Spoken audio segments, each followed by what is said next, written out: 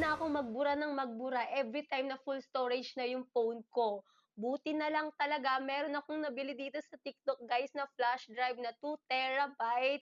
So of course, pwede nyo ma-save dyan yung music, pwede nyo ma-save yung files, pwede nyo ma-save yung videos, pwede nyo ma-save yung photos dito sa flash drive na to. And compatible siya sa ating Android devices, sa ating USB, sa ating mga mansanas devices na laging full storage.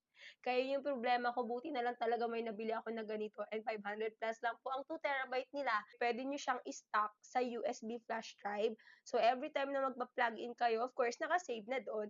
Or pwede nyo naman siyang i-copy-paste dito sa inyong mismong tablet. So, kung saan nyo siya i-save, depende sa inyo kung paano. Every time na mapupuno yung 2 terabyte flash drive, pwede nyo naman siya copy-paste mismo sa inyong tablet. Rust-proof, waterproof na po siya kasi meron yung takip sa dulo. So, compatible siya again sa ating mansanas devices, sa ating Android devices, pwede rin sa USB, and meron din po siyang Type-C. So, sobrang convenient siya gamitin, guys.